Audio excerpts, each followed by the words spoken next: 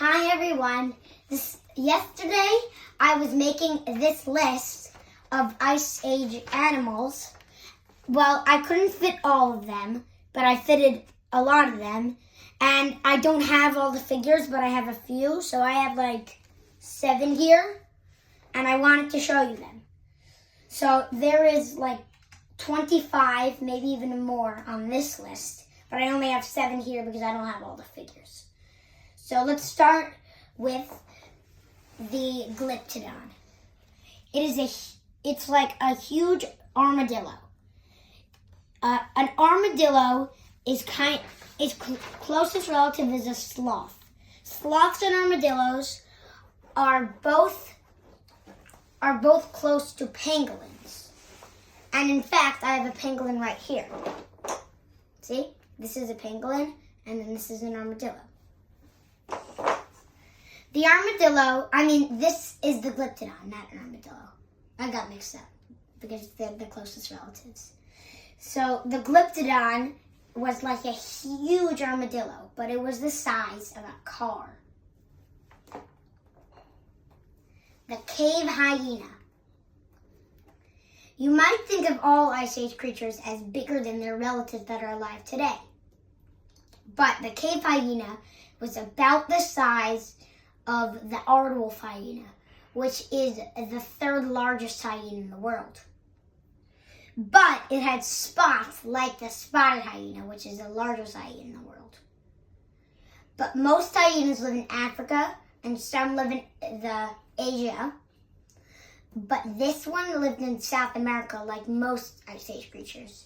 And when Central America formed because of all the volcanoes that happened in Texas, then it walked up into North America and decided to roam the southern part of North America.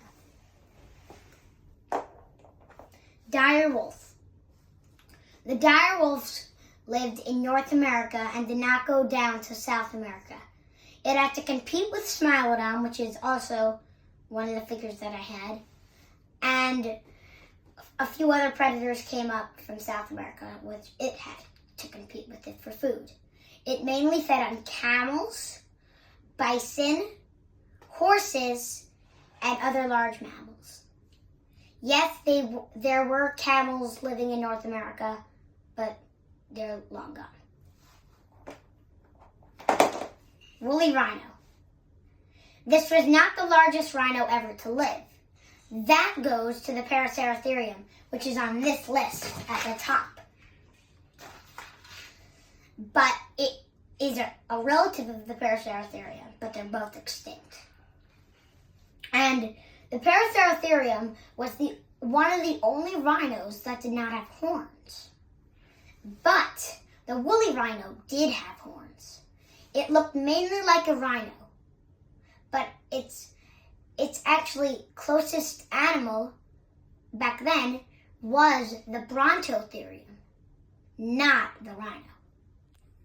But the closest relative of kind of rhino that it is living today is the white rhino. Titanus. Titanus, often called the terror bird, has a huge beak and a brain that weighed about 20 pounds.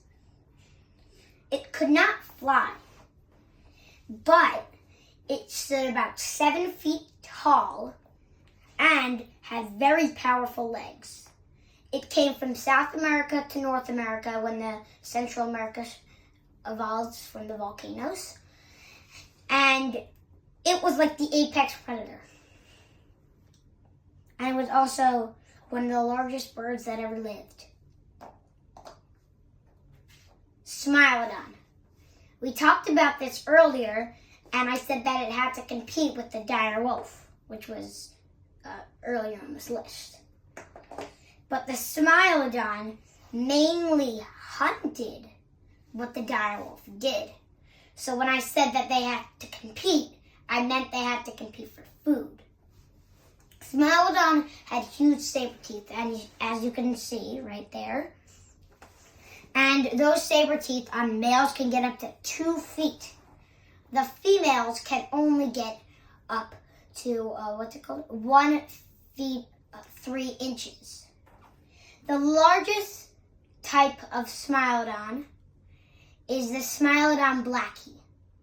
Smilodon blackies can reach shoulder heights of up to 5 feet and regular heights of the ground to their heads of up to 5 feet 4 inches. So their heads were pretty big. And last one, Argentavis. You might have heard Argentavis as sometimes called the giant condor. That's because the giant sun, it's called the red hot giant, is way bigger than the Earth, which every one of us is living on today, and you probably know that. So some people actually make it as a joke as Argentavis as the red hot giant and the largest living condor as the Earth, which is like a dot compared to the red hot giant. And this was the largest bird ever to know how to fly, and it weighed up to about 60 kilograms, which is pretty big, so I'm surprised that it could fly. What was your favorite Ice Age creature? Bye!